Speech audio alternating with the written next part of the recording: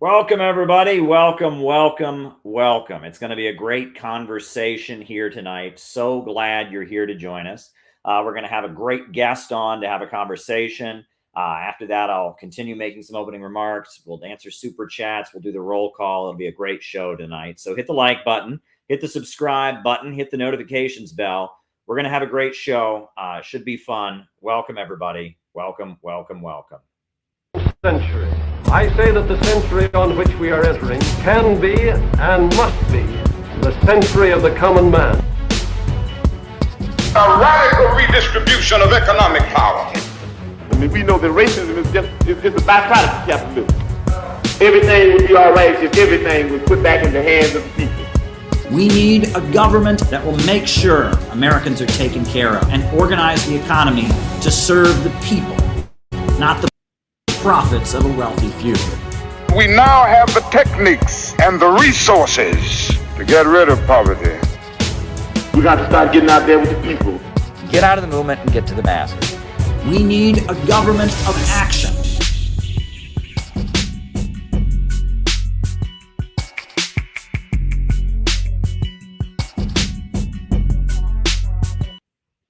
Welcome, everybody.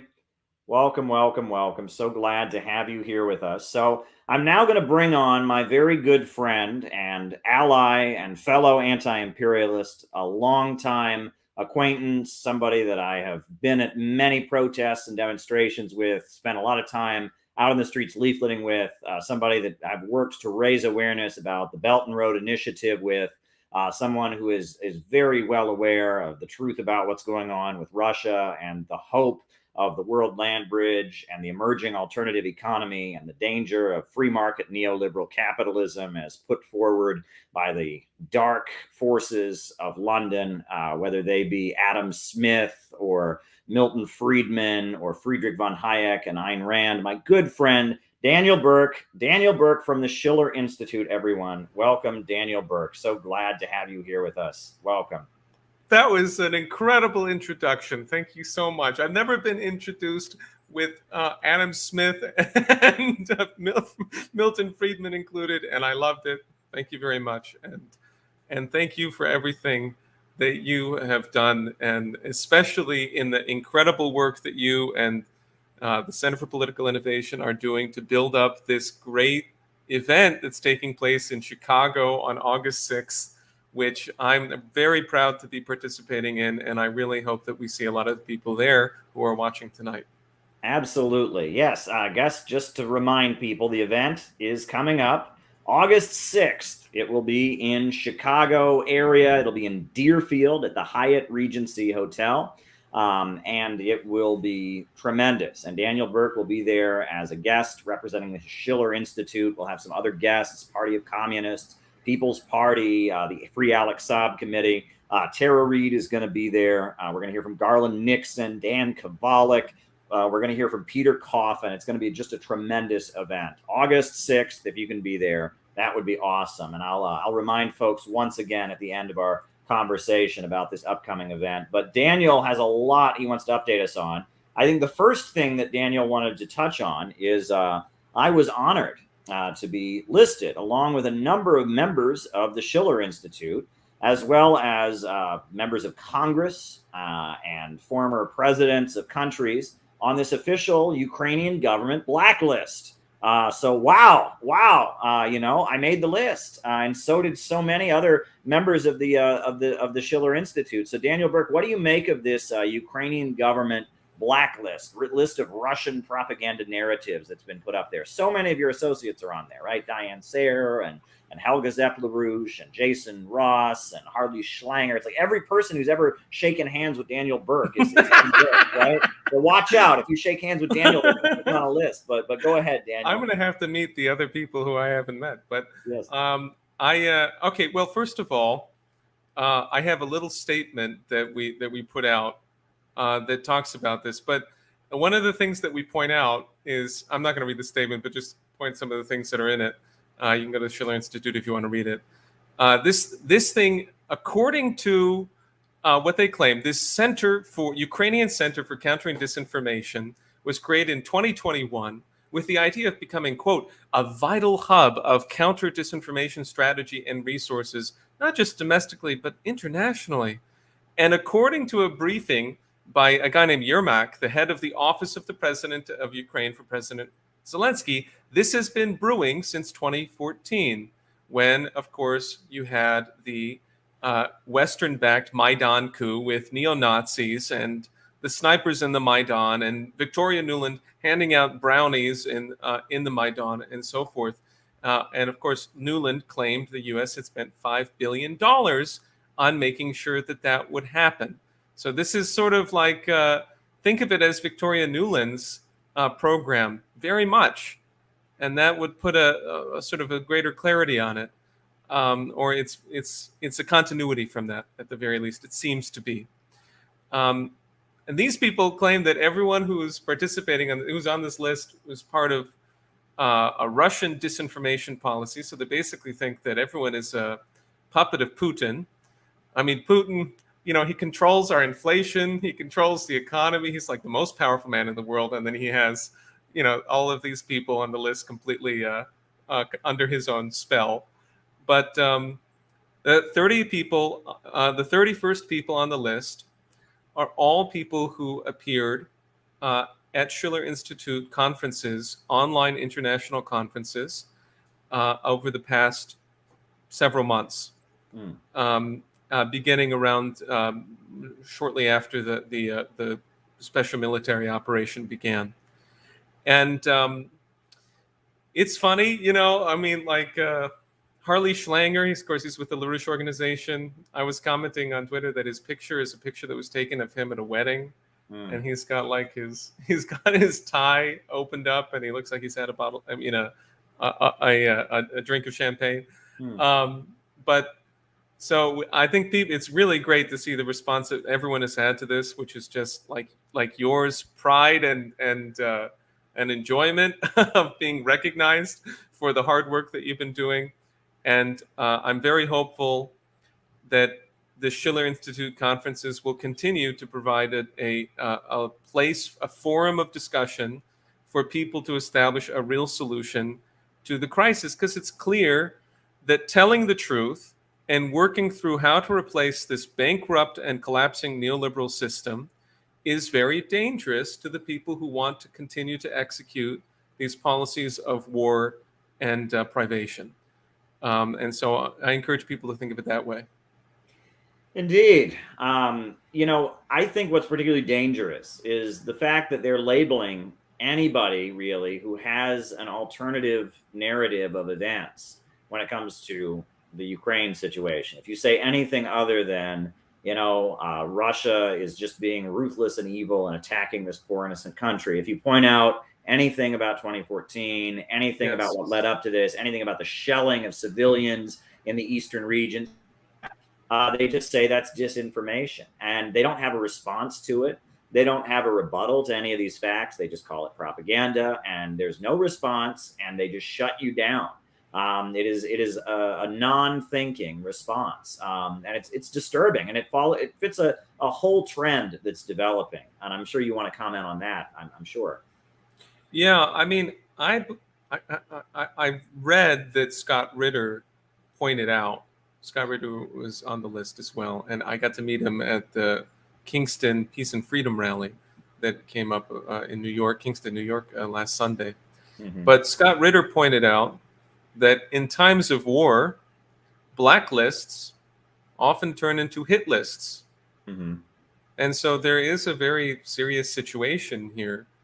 You know,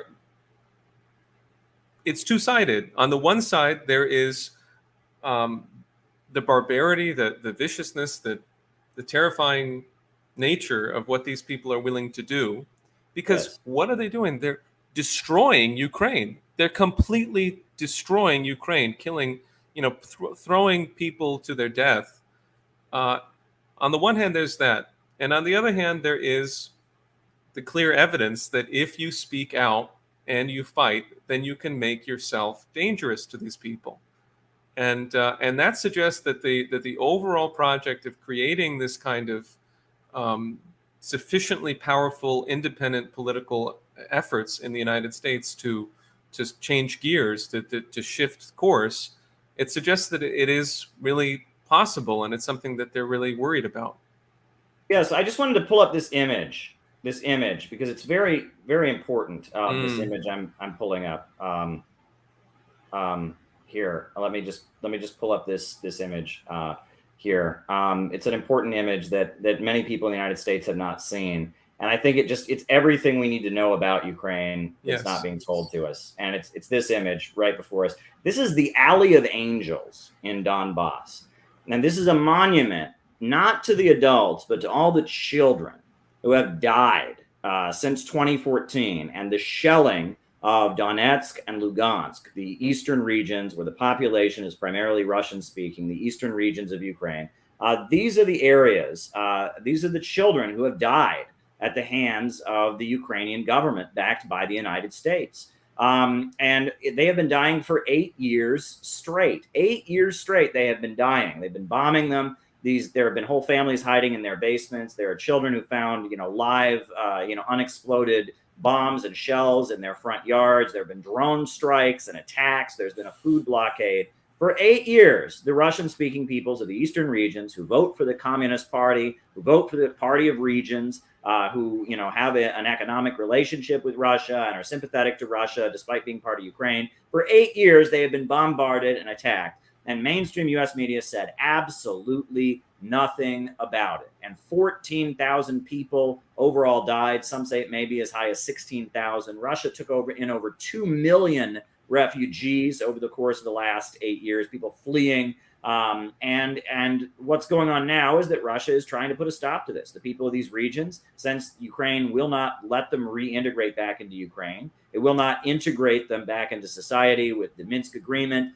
Now they have declared independence, and Russia is working to secure their independence. That's what's going on in Ukraine. It's not that difficult to understand, but by making, just pretending none of this ever happened, just saying that these lives don't matter because they are Russian speaking, because CNN chose not to highlight them. That's the only way they can get away with this narrative. They have to just pretend the other side of the story isn't there, that these lives don't matter. These people haven't been dying. Yes, I feel bad about the fact that people in Kiev are hiding in their basements. I feel bad about that. But these folks have been hiding in their basements for 8 years straight. They've been fleeing their homes, and now Russia is moving in to protect them. Do you have anything you want to say about that, Daniel? I think you've addressed it very well. And if people consider that this indifference to human life that is expressed by this government, which is this Ukrainian government that has incorporated neo-Nazis into itself under the direction of the United States and others, this barbarity is such that if you look into the mind of people who would do this, you can comprehend how they would be so insane as to risk nuclear war, which is what they're doing right now, and put us in the potential of a miscalculation or a crisis that would trigger that, and that would cause this kind of loss and devastation so many, incredibly many more times over. So I just, I think we should consider that, and the fact that that's not, other nations are not putting up with that. They're not willing to accept that that's going to be the rule of the world. Yeah. Now, also, I wanted to raise this. Now, Brian Barajas says Lindsey Graham is pushing a bill to identify Russia as a state sponsor of terrorism, considering the blacklist from British intelligence. From what does it mean labeling these persons as terrorists? Do you think that people on this list would be labeled as terrorists if Russia were labeled a state sponsor of terror? Well, I'll respond to that by pointing out that the state sponsor of terrorism label, that is actually a form of sanctions that's imposed on a country. That's very different. So that's a completely different thing than legally designating an individual as a terrorist. If they designate a country like Cuba, Libya under Gaddafi, Sudan, are designated Iran, or designated as state sponsors of terror, and then special sanctions are applied to them. That's what that means. So that's not the same thing as labeling then anyone who associates with that state as a terrorist. So that's not what that means. But do you want to respond to that person's question? Just that I'm not sure if they're referring to something else besides this, because to my knowledge, this is not a British intelligence list. Although I was in a space last night with Samira Khan, in which we had an admitted British intelligence agent come in and try to screw with things under the rubric of a media watcher. So there is, anyway, but that's all I can say at the moment.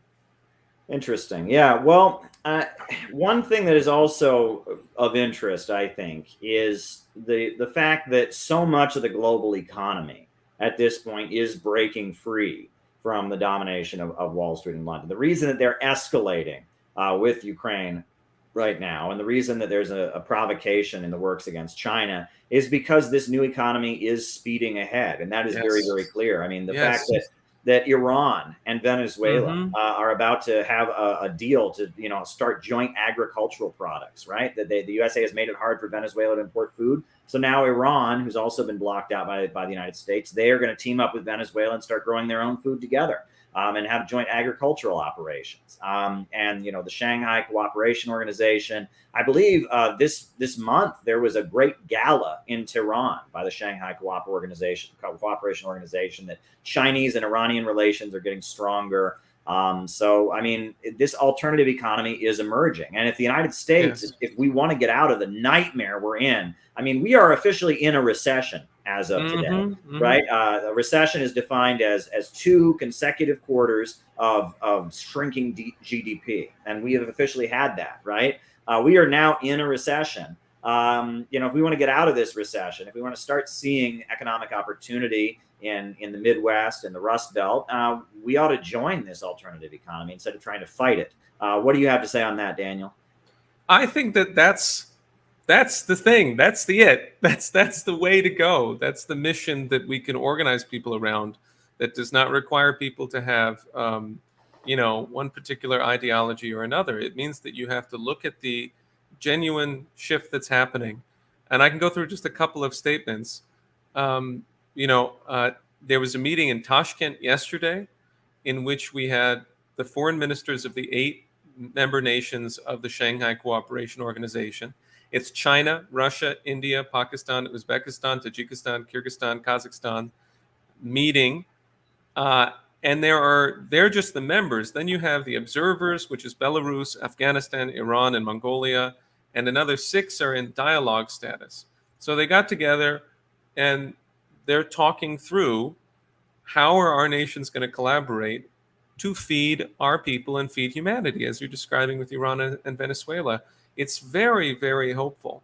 And if you look at the videos of like Wang Yi meeting Lavrov, they are very optimistic. They're like Lavrov says to Wang Yi, "You're among friends here," and invites him in, and they go very confidently and move along in their program of creating a new and better economic system.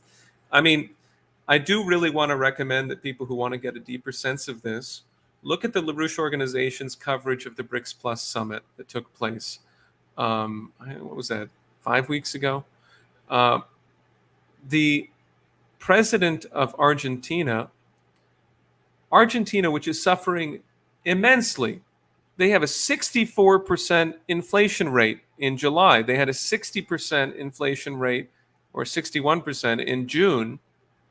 But he came forward and he said, we need a new international economic system. The new name for peace is development, which is a reference to a remarkable encyclical written by Pope Paul VI called Populorum Progressio, I think in 1967. The new name for peace is development. So nations all across the world that are trying to join into the BRICS, trying to join into the SCO, the Eurasian Economic Union, and of course into the Belt and Road Initiative, they know what they're getting into. They're getting into a future of infrastructure, science, technology, and defending the rights of the population, the sacred quality of human life. And if we could get a shift going in the United States and understand that that's going on, I think we could inspire a lot of people to demand it here. Now, what do you make of Nancy Pelosi deciding that she is going to go to Taiwan, which is just a straight up provocation to China, right? That's a high level U.S. government official going to Taiwan. It sounds like almost giving recognition to Taiwan. Why is this provocation happening? I hear now the House of Representatives has voted to approve it. What in the world are they doing? You may have a better answer on this than me, Caleb. I mean, it just looks insane. I mean, the Global Times, go read what the Global Times has to say about what they're considering doing in response. And it includes things like a no-fly zone over the area. They're very explicit that the PLA, the People's Liberation Army, is going to respond to Nancy Pelosi. So I'm not. I mean, it's a part of a pattern. Of course, Mike Pompeo said, "I'm going to come with you, Nancy," and there's also major action from Tom Cotton. Yeah, Cotton is pushing for Pelosi to go. Mark Milley is saying, "We'll protect her. We'll do what's necessary to ensure a safe conduct of their visit." These are lunatic. I mean, yes.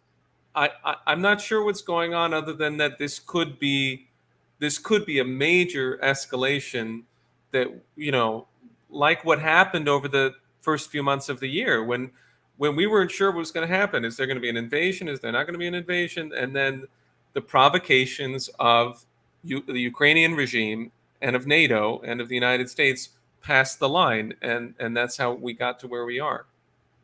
Well, I mean, I think one thing that is important for us to keep in mind is that there's a reason that China takes so much offense to this. And I think this needs to be understood because, you talk about the British Empire and the horrendous crimes that the British Empire has committed around the world. Marxists have an understanding of imperialism, the highest stage of capitalism, the rule of the world by these big banks and corporations that hold back economic development. So when we talk about empires and imperialism, that's what we're talking about. We're talking about, a global financial system grinding people into poverty. We're talking about like the Roman Empire and the way it kept the world in poverty, holding back development. We're talking about the British Empire. We're talking about the global capitalist financial system. But in Eurasia, right, we're talking Russia and China. Historically, those parts of the world have been better when the different nationalities and the different ethnicities and the different religious groups have been together. That is the reality, right? And if you look at, why is, Ivan the Terrible so loved in Russia? Why is the Qing dynasty so loved in China? It's because they brought those regions together. The United States was settled, 300-400 years ago? Eurasia, those folks have been living together for 5,000 years at least, right? So the long-standing rivalries and tensions between people in different parts of the Eurasian mainland is very vast. But in the history over the course of the past 5,000 years of Russia and of China, when things are getting better for the people in those areas, it's when they're together. And when things are not going well, it's when they're all fighting with each other.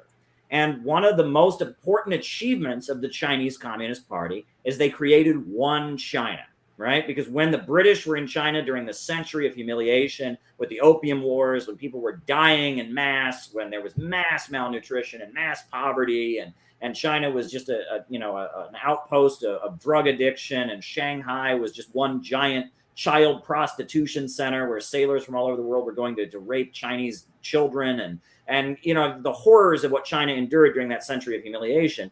The way those horrors were carried out was by having Hong Kong separate. That's how it was made separate, was with the Opium Wars. By having Taiwan separate, and having Tibet separate, by having the Islamic regions separate, by dividing China and having every region divided. That's a way they were able to keep it poor. But the Chinese Communist Party brought peace to China and economic development by creating one China. And that one China includes Tibet, and that one China includes the Uyghur regions, and it includes Hong Kong, and it includes Taiwan.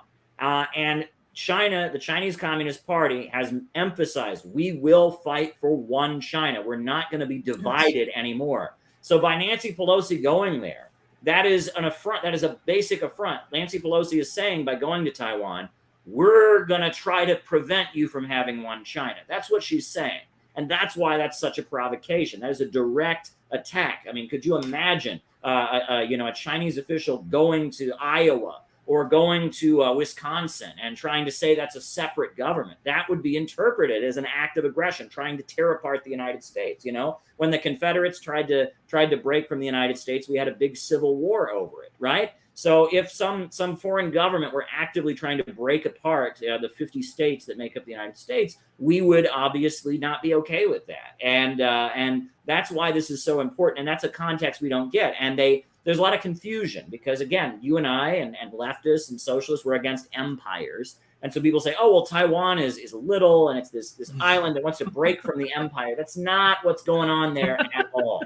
That's not, you're missing. And they love to hijack left-wing narratives. They would have you believe that the neo-Nazis of the Azov battalion that are being armed with billions of dollars by the Pentagon, they want you to think they're Che Guevara running through the woods, or they're the Vietnamese Liberation Front. They're nothing further from the truth. These are reactionaries armed by the biggest imperialists in the world, the United States and the British. So I just wanted to give it proper context there. What did you think about that?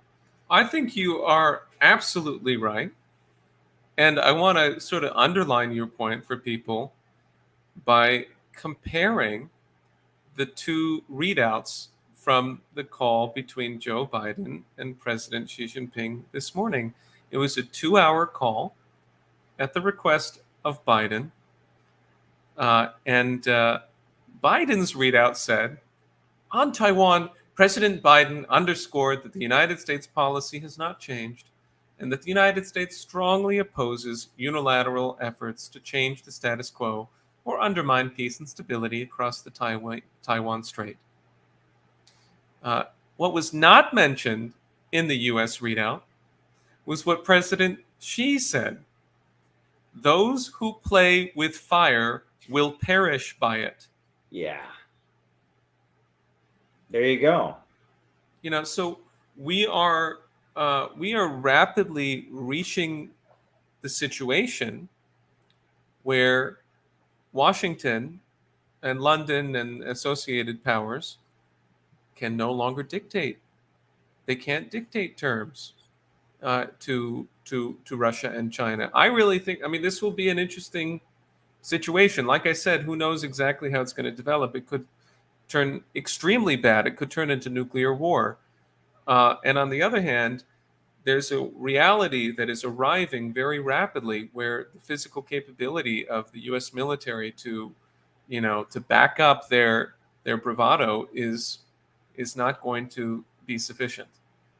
Indeed. Well, we've got a couple more super chats here. You may not want to comment on some of them. You can just pass if you don't want to. But thoughts on Blackwater meeting with anti-Taliban forces, according to Tajikistan Tehran Times. Do you want to say anything about that? Samira knows about that. She talked about it last night. But I mean, it's what we've been talking about since the pullout. Joe Biden is committing economic genocide against Afghans, and not just that, because they're trying to use this vile logic of sanctions to kill people, innocent people, until they overthrow their government. And that's the kind of direction that this whole thing is going in, including with this type of Blackwater involvement. And the other one is, it says, leftists of the Western world need to lock arm in arm and write a documented letter to Russia and China, pleading for forgiveness and for peace from the corporate fascist powers in the West. I'm a leftist and I don't want to die. Well, there you go. I mean, we can be tongue in cheek about this, but it's a very serious situation. I know that's one other thing that you wanted to touch on, which is that, look, there are so few of us in the West who get this, that get that Russia and China are not our enemy, that our enemy is in Wall Street, our enemy is in the Pentagon, our enemy is in London. that our enemy is the big corporations and banks, and that Russia and China are not, the evil forces that you would think if you watch CNN. And that I want to hold those folks together. And look, I'm a Marxist. You come at things from the LaRouche tradition, which, I understand Marxism is a big influence on, but it's ultimately not your perspective. And look, there are even some libertarian folks I'm willing to talk to about this. This is a serious situation. We need to stop World War III. We need to put forward an alternative vision. And now is not the time for silly leftist polemics. And I just continue to get frustrated because, there are so many people who just want to take this opportunity to denounce and prove they're smarter or aha, I've exposed you. And it's not helping. We need to actually build something here. Right. And that the internet is not real life, folks. Twitter isn't real. Did you know that? Twitter is kind of like Santa Claus. It's kind of like the Easter Bunny. It's not real. OK, Twitter is this internet thing. And there's a lot of bots on there and there's a lot of manipulation. You can subscribe to thousands of people, but certain people are going to show up in your feed and certain ones are not. It's not real life. We need something in real life. That is what we need more than anything. We need something in real life.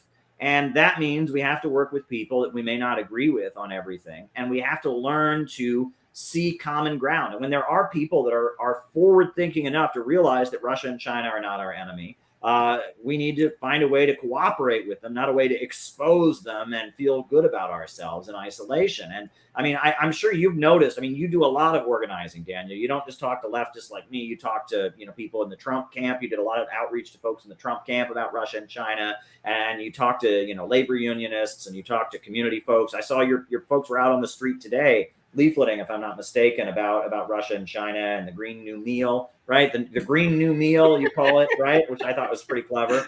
You have to be able to work with people, right? And that there is just so much of this wanting to prove you're right in some kind of internet war at the expense of building real relationships that can actually build the networks of resistance that we need. What do you think, Daniel?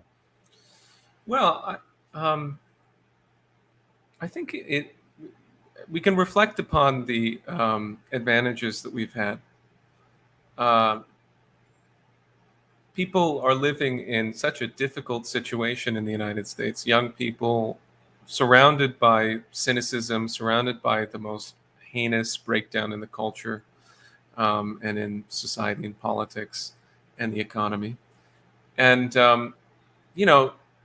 you have traveled quite a lot across the world and met with all types of people and done tremendous work, as especially in, I think your work in Yemen. I think it's the kind of thing that can give you an insight into what is actually going on in the world, right? Which is difficult.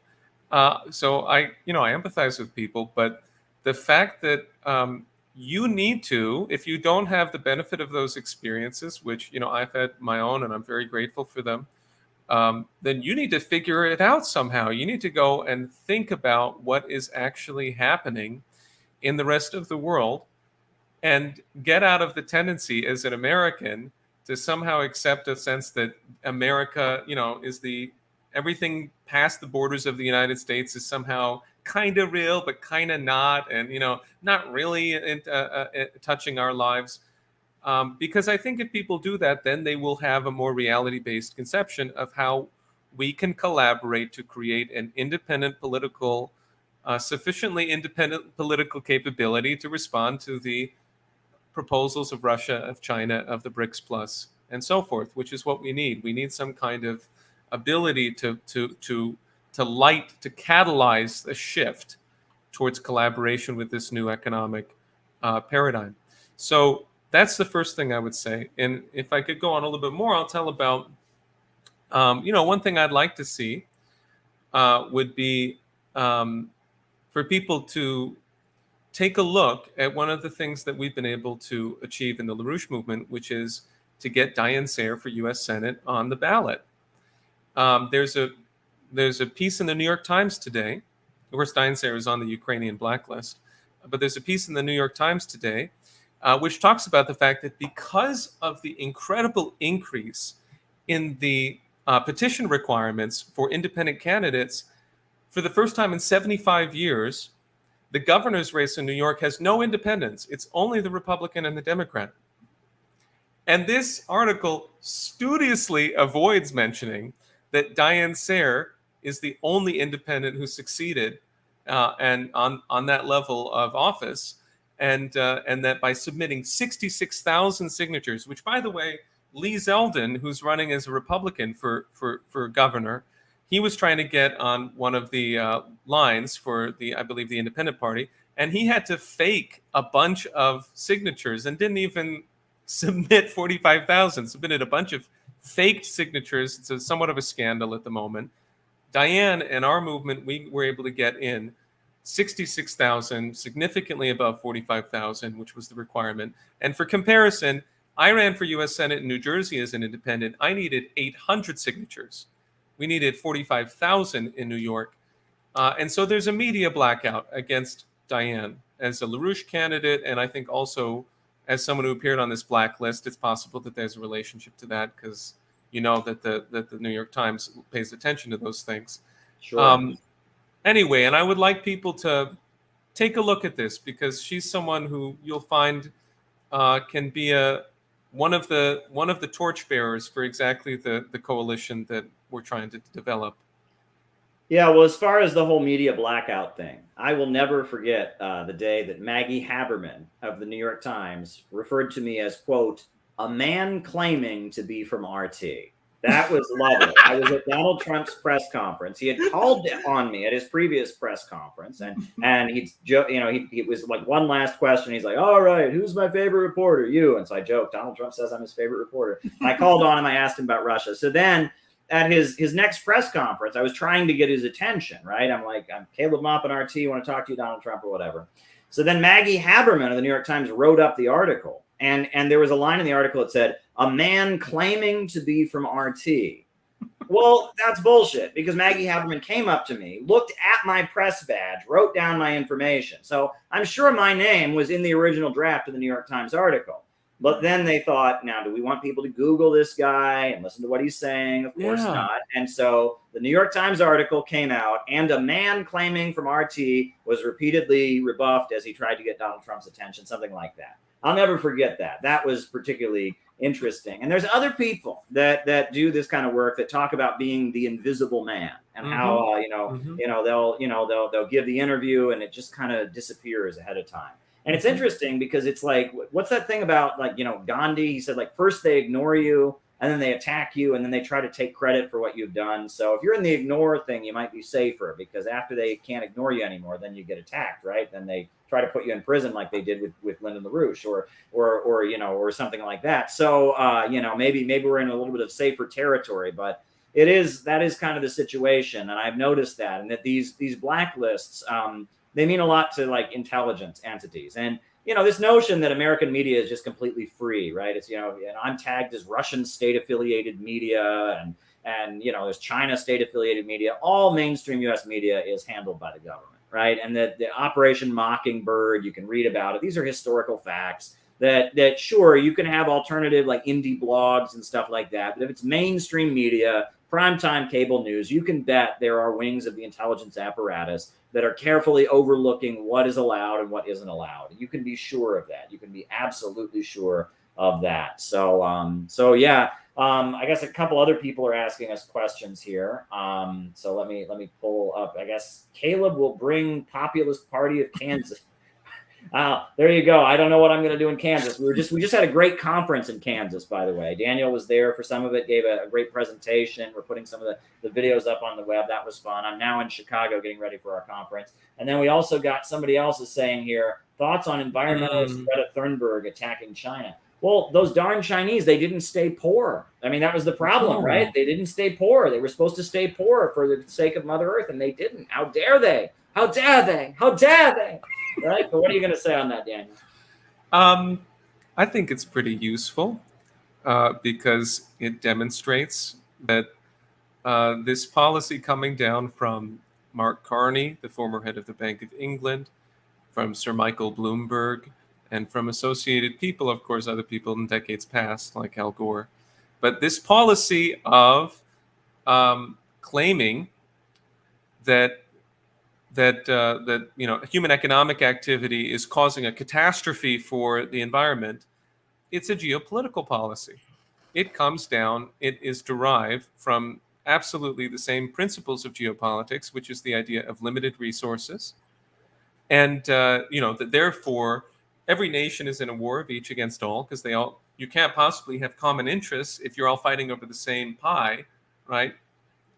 And it's a fraud, because the nature of human discovery is that we create new resources and we are able to advance them for the world. And, that's what the shared community of destiny for mankind is from China's standpoint. I think it's quite clear.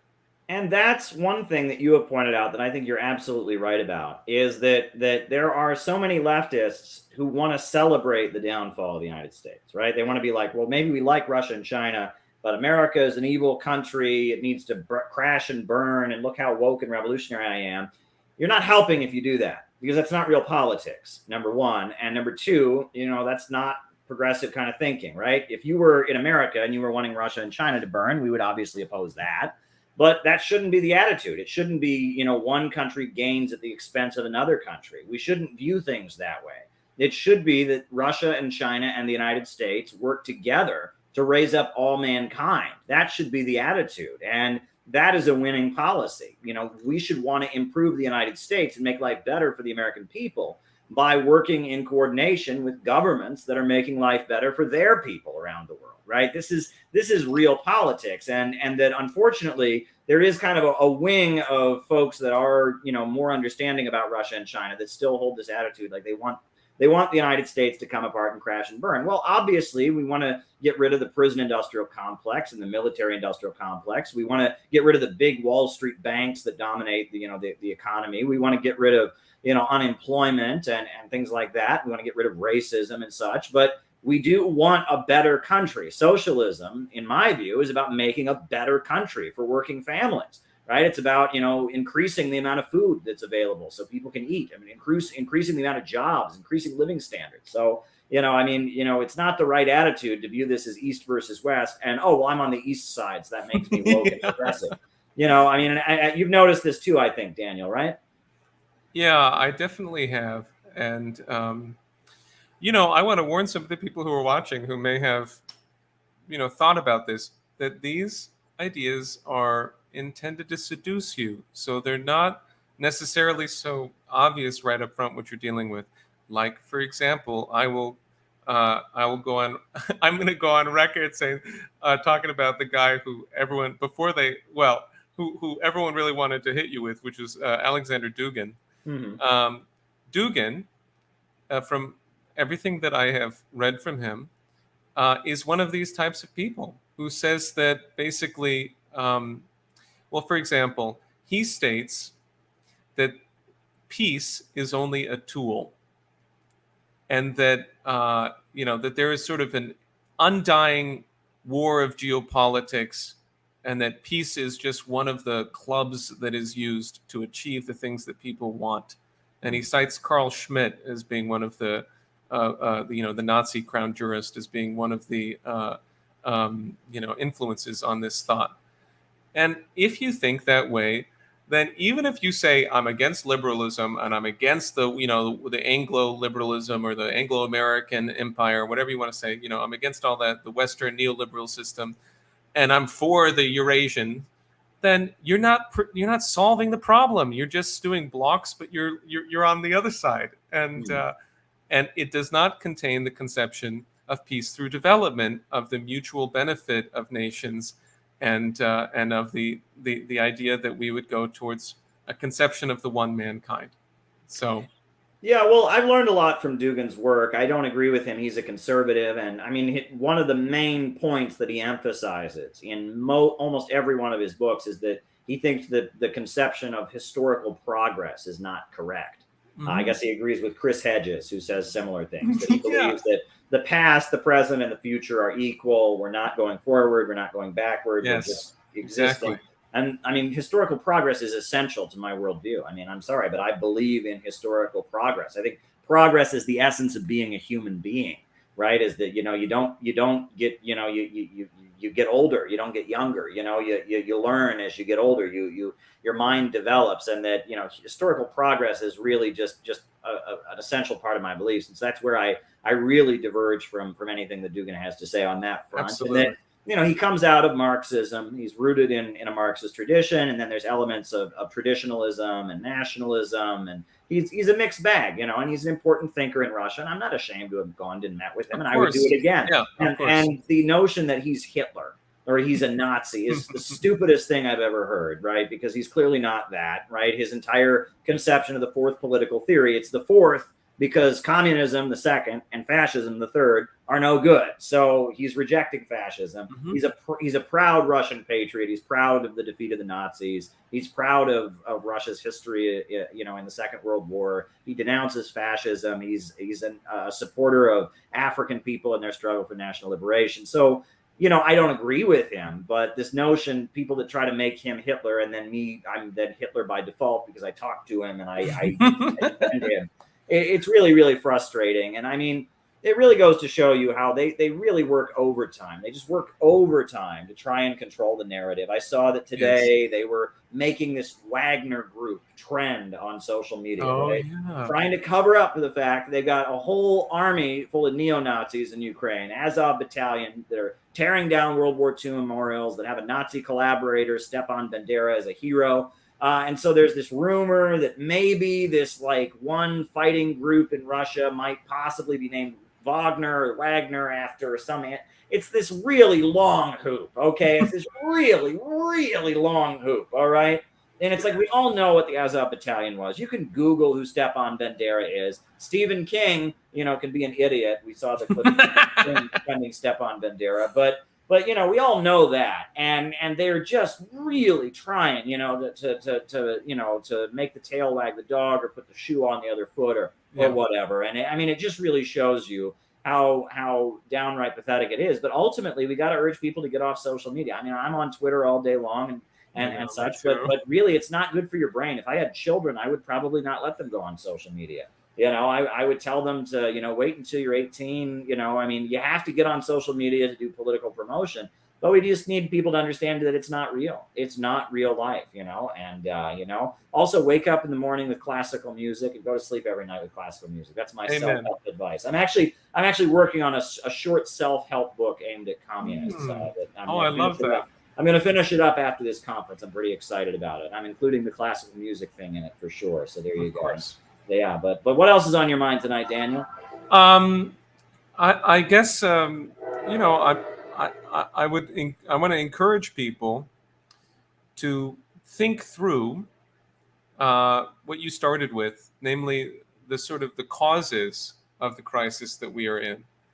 I am convinced of the Schiller Institute thesis that this is a matter of the impending breakdown and ongoing breakdown, onrushing breakdown of the enormous bubble of financial paper and the systemic crisis of the economy, which is the absolute end of, not an absolute end, but radical collapse of credit in the United States, formed in the United States, going to the physical economy, which is obvious to anyone who has eyes and rides on any highway.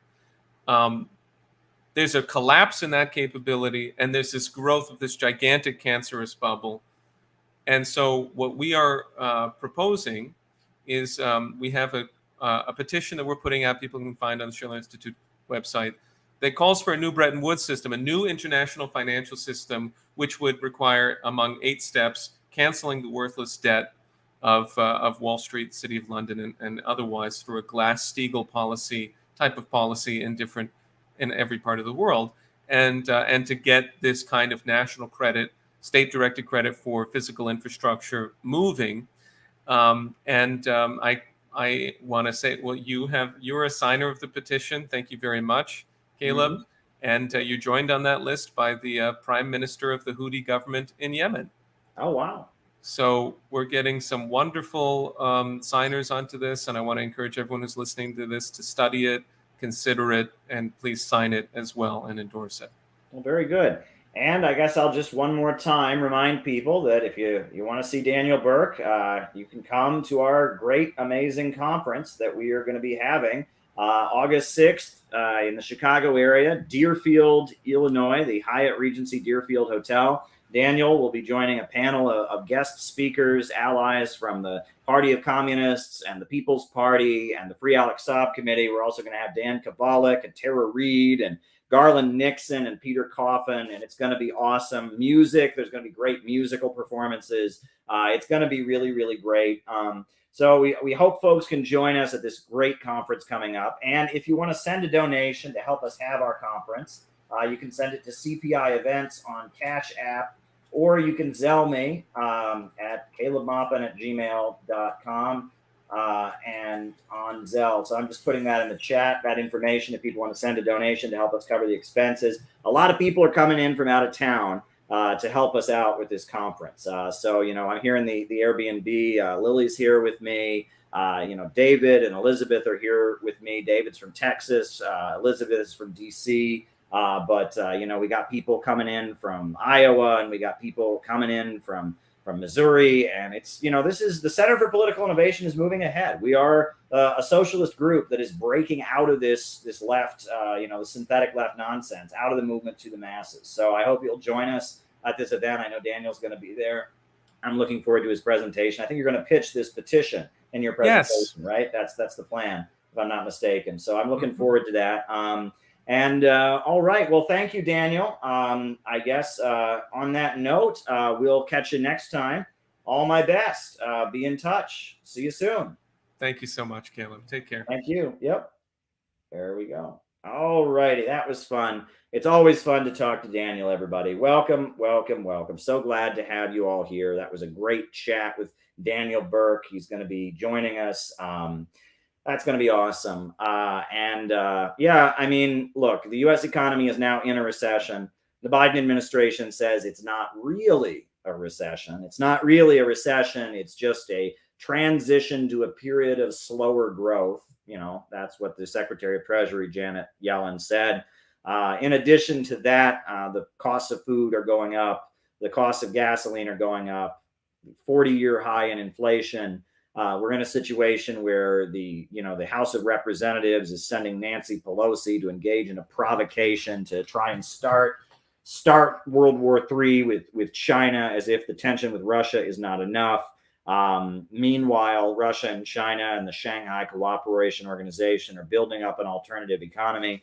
Now is the time more than ever to say that we need a government of action that will fight for working families. We need a government of action that will fight for working families. We need a government of action that will fight for working families. That is what we need. We so badly need that. Right now, we have a government that serves the rich and is leading humanity off a cliff, that thinks the only way to solve the problems of capitalism is with degrowth and driving down living standards, making everyone poor so that Wall Street and London can stay rich. But we say there is an alternative beyond capitalism. We can have a society where the banks and the factories and the major industries and the centers of economic power can operate to serve the good of the people and not the profits of a wealthy few. We can have a socialist society where the working class takes power and starts moving us toward a better tomorrow, a world of vast abundance where the state and inequality and hierarchies can break down on the basis of great abundance. And that's what we're fighting for. I'm going to write down your super chat there, Gleb. How would a socialist government handle agriculture? Writing that down. Thank you very much, Glab, for that super chat. Much appreciated. We need a government of action that will fight for working families. We need a government of action that will fight for working families. We need that more than ever. That's what we need in the United States right now. And the billionaire monopolists and the bankers and the ultra-rich corporations and monopolists that run the United States, they are enemies not just of the people around the world, of Africa, Asia, and Latin America, but they are enemies of the American people. And it is the American people who ultimately have a historic responsibility to rise up and break the United States out of the open international system and rebuild the United States on new foundations of solidarity, brotherhood, the popular will, collective good, building a society where the people's needs come first, where equality and inequality is broken down, where equality is created, where social hierarchies are uprooted, where communities that have historically been oppressed are raised up, where we have a future for our young people. That's what we're striving for, right? We need a government that no longer sees the broad masses of people as simply some kind of unwanted, vile horde that needs to be managed. Give them some video games and give them some pornography to control them, but rather sees the broad masses of Americans as full of potential that could be unleashed to build a whole new society. That is what we need. We need a government of action that will fight for working families, and we have a 4-point plan at the Center for Political Innovation, a 4-point plan to bring that about. The first step would be mobilizing the country to build, hiring the unemployed and underemployed young people, putting them to work, rebuilding the country, building highways and bridges and high-speed railway and new power plants, new water treatment facilities, new schools and new universities. That's what we ultimately want. We want for the country. Some super chats here. Pros and cons of anti-revisionism.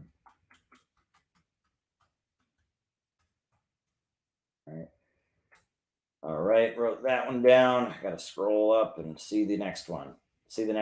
Right? Workers and peasants of the world unite. Very good. I agree with that. Not a question. But the second point in our plan is public control of our natural resources: oil, coal, gas, timber. The profits made from the natural wealth of the soil and the ground of the United States should go into the public budget. It should be the property of all the people. We should use the proceeds from our natural resources to build better hospitals and schools. Public control of our natural resources. Step 3 is public control of the banking system. The lending of money should not be done based on what is profitable, but for what is overall in the economic interest of the country. We as a community should come together and set the agenda. If we want better housing in our communities, we should have the banks loan money to create better housing. If we want a stronger agricultural sector, we should have the banks lend money to the farmers. If we want to build up the economy of the country and have unlimited growth, we should guide the banking sector. The purse strings of credit should be controlled in the interests of the communities and of the country at a state, federal, and local level. We call for public control of our banking system. No more Federal Reserve, no more private banks, but instead have the lending of money, a monopoly on credit, in the hands of the state. And the fourth item would be that then we would enact an economic bill of rights, like Roosevelt proposed: the right to a job, the right to housing, the right to education. With those 4 points, that 4-point economic plan: public control of banking, public control of natural resources, a mobilization to rebuild the country, an economic bill of rights. That would be such a mobilization of popular power that we would be very close on the road to socialism. That it would be, these are demands that challenge the power of the capitalists and set us on the road to having a government of action that fights for working families. This 4-point plan of the Center for Political Innovation, it should be raised everywhere. And of course, we know that such a plan is not going to be enacted simply by voting for your favorite politician. But we are raising this demand by going to people to encourage thought, to wake them up from their slumber. We're hypnotized by our phones. We're hypnotized by social media. We're hypnotized by pornography. We're hypnotized by drugs. And the idea of our 4-point plan is to wake people from their slumber. Wake them up. Wake them up and say, why can't we have these things? Why can't they rebuild America instead of bombing countries overseas? Why can't they go ahead and have our natural resources and our banking system be oriented for the benefit of the people in the country? Why can't we have an economic bill of rights? And raise demands as a question. Why can't the government do these things? Raise them as a way to awaken people from their slumber, to get people to understand the nature of the government and the need for us to build communities of solidarity and communities of resistance that can build up working class power to fight for these kinds of things. This is how socialists organize. right? We're not trying to lull you asleep. We're not trying to just get you to unleash your rage in an emotional display of revolutionary anger or something like that. We're not just trying to give you permission to be full of rage. Instead, we're trying to get you to think rationally. We're trying to get you to awaken your rational mind and become an active person, and take up history's challenge. That's what we're asking for folks to do. That is what we are asking them to do. And by putting forward our transitional program, our 4-point plan, we are intending to awaken the reasonable side, the rational side, the scientific side of the human mind, and push people into a situation where they can struggle. That's what we are trying to do with our 4-point plan. That's what we are trying to do. And look, I want to be real with folks, and then we'll go to our roll call, and then I'll start answering super chat questions for the rest of the night. I do want to be real with folks and point out that at the end of the day, most people in this country are asleep. They're asleep, and we have to walk a tightrope. We don't want to be elitists. We don't want to look down on average Americans. We don't want to have contempt for them and think we're better than them and say, oh, these are a bunch of sheeple. We hate them. We don't want to have that attitude, because if we have that attitude, we're going to lose our compassion and our love for our fellow American people. So we must avoid any elitist attitude, but we must also recognize that there is something different about communists. Joseph Stalin, in his speech at Lenin's funeral, he said that communists are cut from a special mold. It is not for everyone to be a communist. That it takes a special mold. Wow, someone's running for mayor. There you go.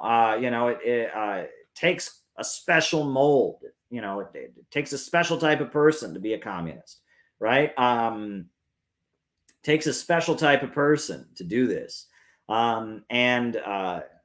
are cut from a special mold. And when we take up history's challenge, and when we do that, at that point, we are really alive. Because most people, unfortunately, while we love them and while we work hard to wake them up, most people are living only biologically. They are technically alive. If a biologist or a doctor or a scientist looked at them, they would say they are alive. They are biologically living, but they are only living biologically. And that's one thing that we need to be real about. These people are living, but they are only living biologically. They are not awake. They are not awake psychologically. They are not awake politically. They are not tuned into the world around them and how it works. And our job is to change that. And a revolution is a moment where no one can only live biologically, where history shakes everyone and forces them to make a choice. That's what a revolution is. In a revolutionary situation, politics is something that one cannot escape. It is staring you right in the face and demanding an answer. That is what a revolutionary situation is. And when a revolutionary situation arises, it is the duty of the vanguard party to be in a position to give answers, to provide leadership, to provide a program, to provide an army of worker politicians capable of stepping up and taking up leadership. And right now, we are not in a revolutionary crisis in the country. Most of the country remains asleep, but more people are waking up than I've ever seen before in my lifetime. People are waking up. And as people are awakening and saying there's something wrong, there's something rotten in the state of Denmark, the billionaires and the bankers that run the country, these wars we're raging around the world, the fact that our children are committing suicide and getting shot up in school, and that our drinking water is not properly purified, and that our food costs just keep going up and up. America's working families are being more and more faced with history's challenge. And our duty is to take this moment and awaken all who can be awakened, and build the communities of solidarity, and build up the base among the population, the communities of people who can have each other's back, who can give each other the love and the care they haven't been given to by this society, to build up the block of resistance, the solid block of anti-imperialism in the heart of the empire, that when the moment arises, can swing into action and make history and remake a whole new America beyond empire, beyond racism, beyond inequality and greed, a new America for working families, a new America where we stand together as one and march into the future, building ourselves up. Imagine what America is going to look like after our first 5-year economic plan. Just imagine what it will look like after we start mobilizing the young Americans to go out and build and to construct. Imagine what America is going to look like after we no longer have these billionaires and bankers ruling over us, but instead we have a centrally planned economy. Imagine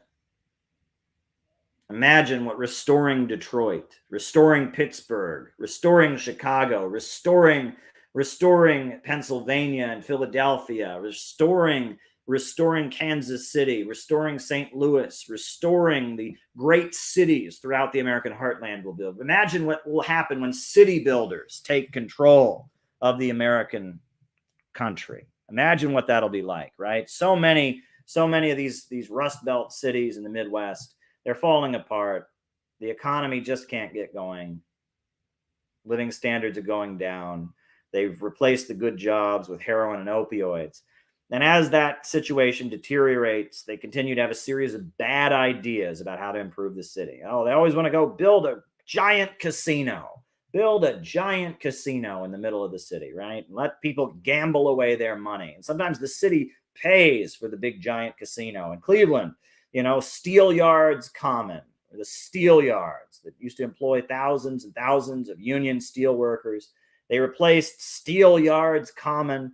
They built a giant Walmart and a giant Sam's Club, a low-wage, non-union service sector employer. That's the future that the big bankers and monopolies have for our country. But imagine if the city-building tendency took control of the United States and we started teaming up with China and we rebuilt this country with high-speed railway. We brought in the China Railway Corporation to build beautiful, exciting new trains across America.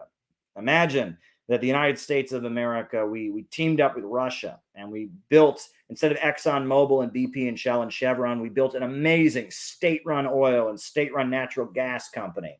And all of a sudden, our cities weren't going bankrupt and our states weren't going bankrupt, but they had a huge amount of money because the money being made off our oil and gas was going into the public budget to feed Americans, to build new schools and hospitals for the country. Imagine if we were doing that. Imagine if growth was what we were teaching, that we were teaching our young children in school that they could be anything that they wanted to be when they grow up. They could be an astronaut. They could be a scientist. We were teaching math and science. We were, instead of having the lowest test scores in the Western world, we were having the highest test scores in the Western world. We had a whole new educational system that taught children to think and taught them to understand the world around them. It wasn't designed to just make them into little robots to go off and die in a foreign war or be able to be baristas at Starbucks. But we had an educational system that turned our kids into being Einsteins. Imagine if we did that. We could do all these things. But in order to do it, we must build communities of solidarity. In the Communist Manifesto, Karl Marx talks about combinations. That's what he talks about. And many people see that as labor unions. In fact, a lot of the editions of the Communist Manifesto that I've seen that talk about this, they talk about, they say combinations. It says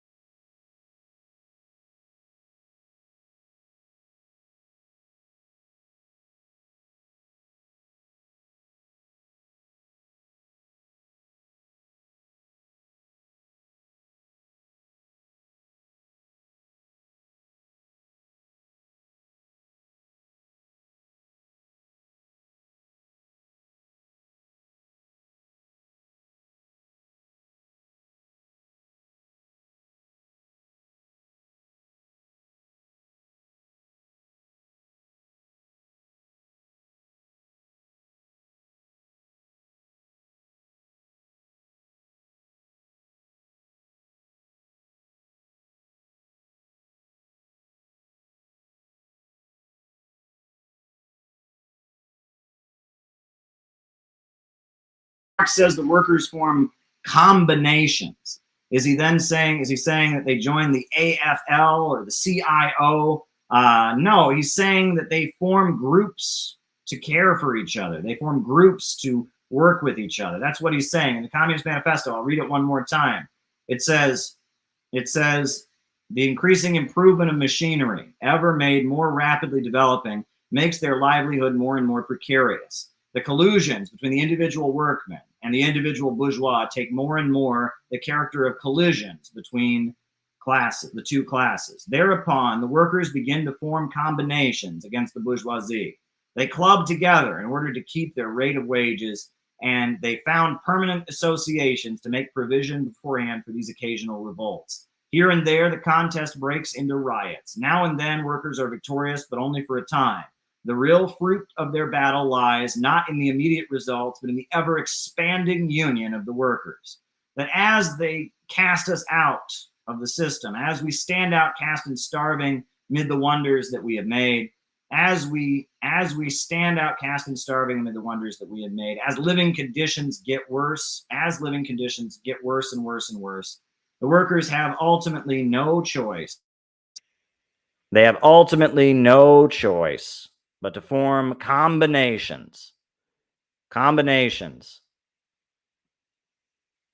Workers' associations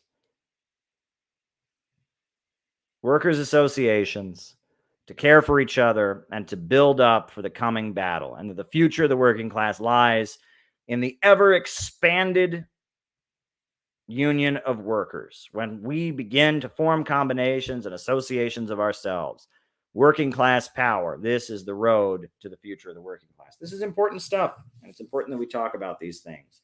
All right, folks, I am going to do the roll call. I call you out as I see you. Names and locations, who's with us tonight, and then I'll start answering super chats, and then we'll be done. Names and locations, who's with us? Who's with us tonight? Names and locations.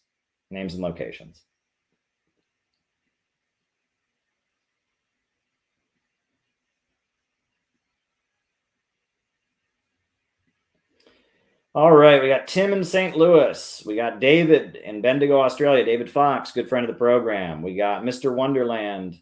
We got Isabel in Toronto. We got Elias in Wisconsin. We got Malaysia, DLJ from Malaysia. Martin. We got Los Angeles. We got Northwest Washington. Colin in Greensboro. St. David's, Bermuda. Chester in England. David in Ontario.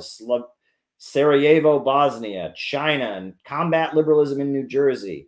Please, what is your 4-point plan? Everyone, you can find it out. Go to the CPI website, cpiusa.org. Just check it out. It's right there, cpiusa.org. Mark in Utica, Los Angeles, Vicky in Greece. Very, very good. We got Bob from Vermont, Christian from Bergen County, Northern New Jersey. Bob in Vermont, Northern California, Gamer for Life. All righty. Very, very good. Anybody else? Names and locations. We got Carlos in Timbuktu. We got Alex Hansen in Milwaukee. Caleb, I know you can read, but why did you mispronounce my name? You're Mr. Wonderful. I'm not mispronouncing your name. Jeff in Detroit. John Whitty in Houston. Philip in Cedar Park, Texas. Pirate Alex, Cleveland. Yada Yisrael. Bob Troy in New York. There we go. Cumberland, Meriden, Sam Westbrook. Very, very, very, very good. Hey, man, I got shouted out. South Korea, Vancouver, Canada, Isaac. Very, very good. Richard Fernando in California, huge fan. Well, thank you, Richard. I'm a huge fan of yours, too. Good stuff, folks. Good stuff. Kit Vok is urging people to call Nancy Pelosi and ask her not to go on her trip to Taiwan. Wow. Yeah, there you go. She's provided the details there, Stopping World War III might be a good idea, Maybe not World War III right now, Yeah, there you go. That's an important chat. We got Jenny from Cincinnati, Catherine from SPF MO, Alan Rees, Charles Manson is dead, so he's probably not here, but there you go. That's very funny, though. The new book on Charles Manson, I recommend it. About how everything we know about that case is wrong. about Operation Chaos and the CIA and all that, all that stuff that the synthetic left says isn't real, that is documented. All right, we got the Hunchback of Notre Dame. We got Namori in Slumberland. Very, very good. Long live CPI. Robert from Hawaii. Robert's awesome. Longtime friend of our community. Mike from West Virginia is with us. Jay in Connecticut. Alex loves us and all that we do. Well, very, very good. We're doing the best we can. Doing the best we can, folks. All right. All right. Now I'm going to start answering super chats. First super chat question is, how would a socialist government handle the question of agriculture? Well, if you look at the model of really existing socialism that you saw in the Soviet Union, Stalin's economic model, the way the question of agriculture was handled was that in the 1920s they had private farming, private enterprise. Then in the 1930s they transitioned to mostly collective farming, where these farms would be independent of the government, but they would sell their produce to the government at a set rate. The government would buy the wheat for so much, it would buy the cattle for so much. And that's how the collective farms worked, is they produced the goods. It was like a cooperative, and then they got paid for how much they produced, right? And they were independent, and the government paid out how much they produced. And then they also in the Soviet Union had state farms to some degree or other. And these state farms were just like government factories where workers got paid a wage to work on the farm.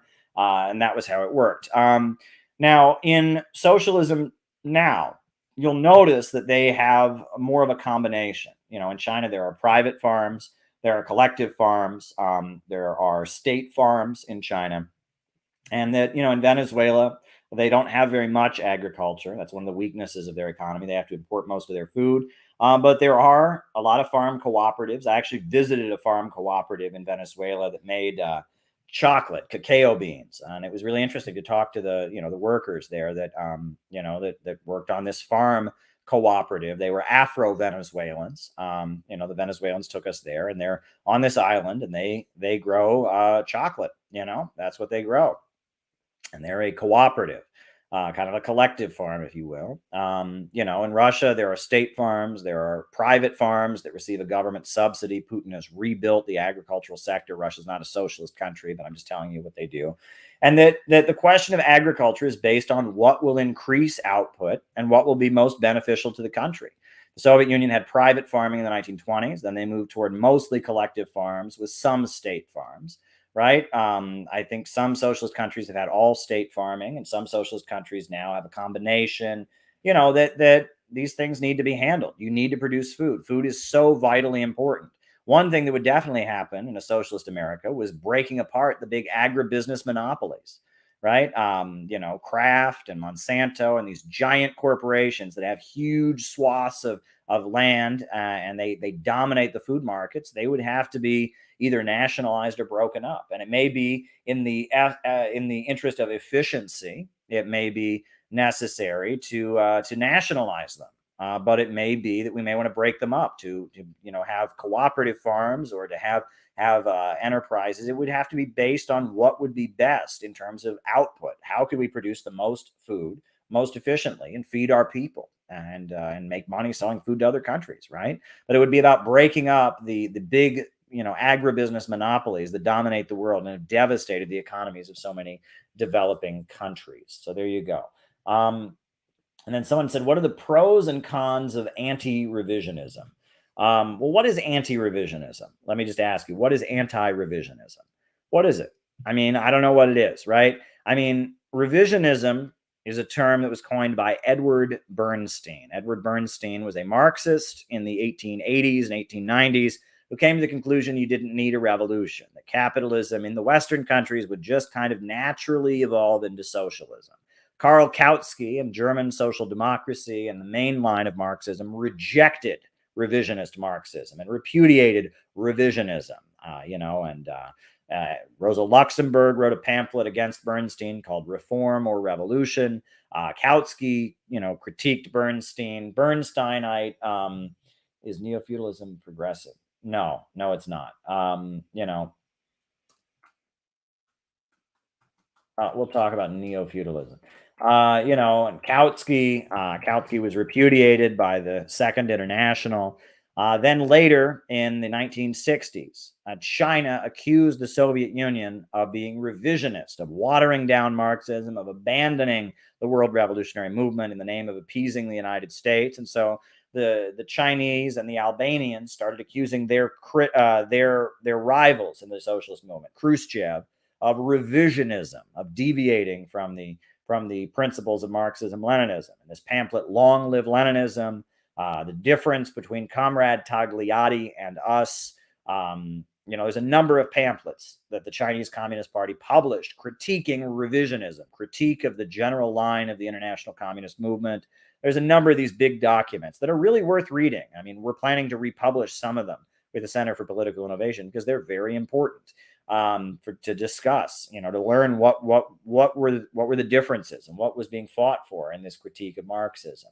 What is revisionism? So I think it's important to obviously, defend the idea that we could have a fully socialist society, that we do want a new workers' state, that we do want to dismantle imperialism. However, a lot of people in the name of anti-revisionism embrace ultra-leftism. They say, that means we should go around promoting violence, or, that means we should just scream revolution and not build a mass base. That means we shouldn't put forward a program that would make sense to people. We should just sound like crazy LARPers or ultra-leftists, right?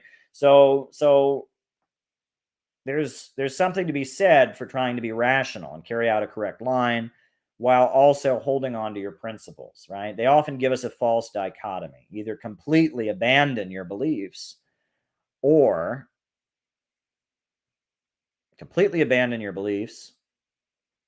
become a crazy lunatic. Well, you don't have to do that. I always point out that the DSA, the Democratic Socialists of America, and the folks who run the Communist Party USA, and the folks at the Committees of Correspondence, they talk a great line when they criticize the left. When they are criticizing communists and leftists and anarchists, they talk a great line. They know exactly about how isolated these folks are. If you say to them, out of the movement to the masses, and I want to get to average people, they get that. However, in their minds, that means abandon everything and just join the Democratic Party. All right? They think to the masses means to the Democratic Party. And, so they're half right, right? They're right in critiquing anarchists and Workers' World and RCP and Maoists and Trotskyites. They talk a great line. They do this great tap dance about how isolated these folks are, how they don't have a mass base. But then in their minds, the solution is just abandon everything you believe in and join DSA and say, wouldn't it be nice if the government gave people free stuff and vote for the Democrats? So they're half right. Meanwhile, I think that a lot of these Trotskyites and a lot of these anarchists and a lot of these social democrats, they're half right as well. They do this whole critique of CPUSA and DSA and Committees of Correspondence, where it's like, these people have abandoned. They're just a bunch of Democrats. They want to water everything down. They don't care about communism. Okay, but what is the solution? Well, in their mind, the solution is to be an ultra-leftist, screaming and yelling, isolated from the broad masses. Well, at the end of the day, we should do neither. We need to go to the masses with a program, a working class program. And that means, on the one hand, getting rid of all the cancel culture and purity culture and demands and everyone's a Nazi and everyone's a Nazbol, and get rid of all of that, which is coming from the synthetic left and the ultra lefts. Also get rid of this support, this belief that we must be defending Joe Biden and supporting Joe Biden. It's coming from the revisionists or the mainline. And we just need to do our own thing, because at the end of the day, what we're doing is not about defending Biden. It's not about defeating the ultra-right. It's not about, hating America and wanting to destroy this country to show how woke you are. What we're doing at the end of the day is we're pushing socialism as a solution to the problems facing America's working families. We want socialism to build a better America. That's what we want. We want to build a new country for working families with socialism. And that's not a Democrat message. It's not a Republican message. It's not a liberal message. It's not a conservative message. It's a message that is fundamentally challenging the economic basis of this society. and wanting to embrace the alternative economy that's emerging now, centered around Russia and China, where the chaos of the market is no longer in command. So there we go. Those are the anti-revisionism questions. Someone asked me about neo-feudalism. There's no such thing as neo-feudalism, right? I mean, at the time that Karl Marx wrote the Communist Manifesto, there were people that were criticizing capitalism, reactionary socialism, feudal socialism. They wanted to go back to feudalism. That existed at the time of Karl Marx. There are a lot of people that just, said, oh my God, this brave new world of capitalism we've abandoned. We need to go back to the, feudal monarchy, the feudal system where serfs have their place, and we have the chivalry and the mysticism, Russell Brand, we need to go back to that, right? That was around at Karl Marx's time. That was quite popular. Nowadays, feudalism is pretty much eradicated. It doesn't exist very much. There are maybe little remnants, maybe in the mountains of some, impoverished country in Central Asia, you might find some feudal relations between very, very impoverished people or something like that. For the most part, it doesn't exist, right? So the idea of neo-feudalism, it's not really a factor. We're not going to go back to feudalism. It's not coming back. Feudalism isn't just kings and queens. Feudalism is an economic system based on subsistence farming. It's based on growing food only. No industry, barely any industry. Maybe blacksmiths, maybe a basket weaver or two, but ultimately the entire economy is centered around people who work out in the fields growing food with horse-drawn plows and sickles and scythes, and landowners and landlords and soldiers. And that system, the feudal order, is long gone. And it ain't coming back. So, the term neo-feudalism is often used to attack socialist countries. But these countries are not feudal because the economic system of China or Russia or Venezuela or North Korea is not, it's not a feudal economic system. I'm sorry, but they have industries. They have different relations of production. You can say you don't feel like they're really socialist, but they're not feudalism. Okay, so there you go. Over-socialization on the U.S. left. We can talk about that. All righty. All right. Russell Brand is the next super chat. I had the opportunity to meet Russell Brand one time. I was part of the Occupy Wall Street protests, as you'll remember. Good friend of mine from Occupy Wall Street said, hey, Caleb, I am having a reception with the great Russell Brand today, and we would like you to come and hang out with Russell Brand. And I saw it said, okay, I'm interested. But then I looked and I saw that Noam Chomsky was speaking at the United Nations. And I was working with Press TV, and they really wanted me to cover Noam Chomsky speaking at the United Nations. So I had to tell my dear good friend from Occupy Wall Street, I'm sorry, I can't go hang out with Russell Brand today. I have to go to the UN. Well, and I did. And I interviewed Noam. I asked Noam Chomsky a question at the UN. I didn't interview him. I asked him from the floor of the UN. I asked him about the assassination of Iranian nuclear scientists. And he replied to me by answering with the 4 Ds of dodgeball: dip, dodge, duck, and dodge. He completely didn't answer my question. You can watch Caleb Maupin, Noam Chomsky. That was our interaction we had at the United Nations. So I did that thing, and I didn't get to hang out with Russell Brand. But I like a lot of what Russell Brand is putting out there. He's criticizing the system. He's critical of capitalism. I know he's kind of into the new age hippie thing, which is not my cup of tea. But, Russell Brand's an interesting guy. And, there you go. There you go. All right. And we got some more questions here. Over-socialization on the U.S. left. Well, look, when you talk about over-socialization, it's people being afraid to take a tough stand because they don't want to be breaking the rules. They've been over-socialized, right? Socialization is an important thing, right? Why is it that, people, I don't know, they don't pick their nose in public? Why is it people don't pee on the floor, but they pee in a toilet? You learn to do things that other human beings want you to do. It's part of what we all go through. It's part of childhood. It's called socialization. You learn to follow the rules, right? You learn not to pee in the middle of the room and instead to pee in the toilet. You learn not to pick your nose and not to do gross things. And this is socialization, right? and you learn to walk, and you learn, that we learn to do things that other human beings want us to do. Humans are collective creatures in nature, and socialization itself is good.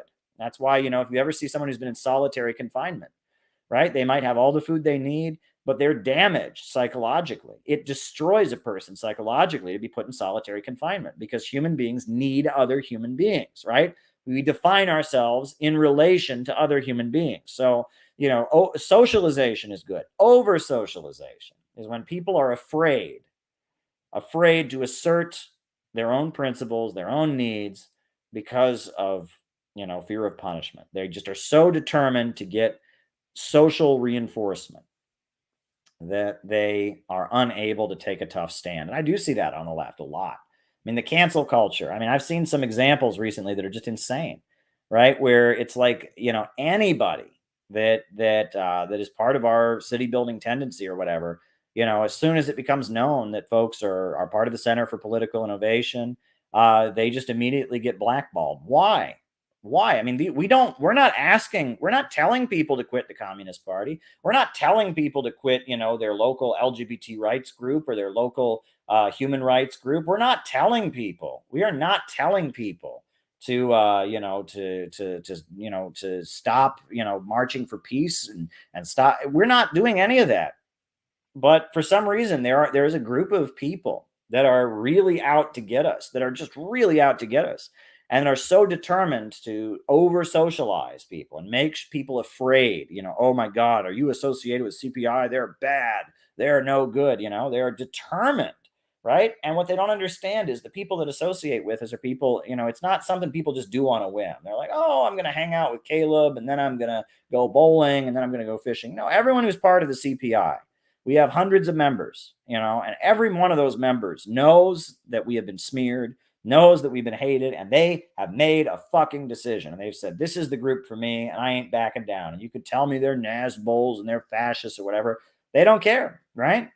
So they don't get that. So when they attack these people and they kick them out of their, of their local chess club for being part of CPI or whatever, when they do that, right, all they're doing is reinforcing into folks' minds about how important the CPI is. Because we're not going anywhere. We're not going to stop existing. We are going to fight for working families. We're going to fight for racial equality.